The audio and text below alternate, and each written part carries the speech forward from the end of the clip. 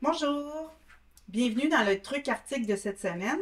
Alors aujourd'hui, j'aimerais vous parler rapidement de deux applications d'intelligence artificielle qui peuvent être bien pratiques pour l'enseignement des arts. Donc pour l'exemple d'aujourd'hui, je vais simuler que j'ai besoin de parler de l'artiste québécois Zilon.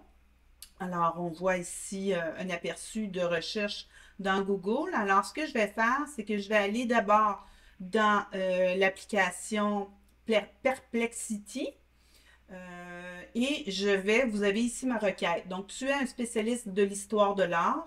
J'aimerais que tu me rédiges une courte biographie de l'artiste québécois Zilon. Le texte doit être accessible pour les élèves de 14 ans. J'aimerais aussi une ligne du temps des dates importantes dans sa vie. Donc ici, ce qui est intéressant avec Perplexity, c'est que vous avez les sources où il est allé chercher ces informations.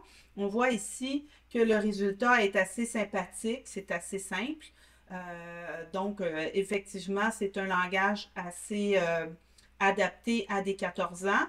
Et on voit ici là, toutes les références. Donc, je pourrais utiliser ce texte-là avec mes élèves. Et ce que je trouve intéressant, et c'est ça qu'on va utiliser ici, la fameuse ligne du temps, je vais la copier et je vais aller dans une nouvelle application qui s'appelle Napkin. Alors, Napkin, ça sert à faire des graphiques, super utile pour des lignes du temps, mais ça pourrait être aussi pour illustrer une dynamique de création, la démarche de création, l'état de flow, n'importe quel concept qu'on veut illustrer avec des petites icônes. Alors, je colle, j'ai créé un nouveau napkin, il s'agit de se faire un compte évidemment, et j'ai pris un vide.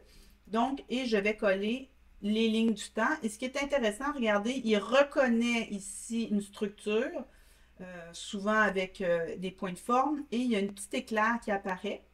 Je clique sur la petite éclair et il va me proposer des façons d'illustrer cette ligne du temps-là. Donc ici, je ne vais pas cliquer, mais je vais juste survoler. Donc ici, il y a cette forme-là qui est assez sympathique, comme un trajet.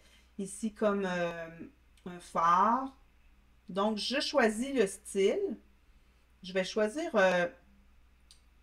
générer plus. Je vais avoir quelque chose d'assez, je dirais, conventionnel. Je pense qu'il était en haut, la ligne du temps plus conventionnelle, celle-ci. Donc, je vais la choisir, mais regardez, je vais cliquer sur style.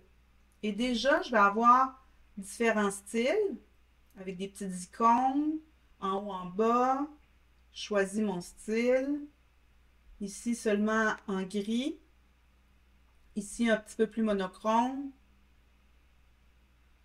Oh, j'aime ça avec ces petits dessins. Alors, je choisis, donc je clique dessus et j'ai réalisé en quelques clics une ligne du temps. Je peux compléter avec le texte en haut, mais j'ai une illustration qui pourrait être exploitée dans un diaporama si je veux parler de l'artiste Zilon, artiste québécois. Alors voilà, c'était le truc article de la semaine. Deux applications. La première, Perplexity, et la deuxième, Napkin. Bye bye!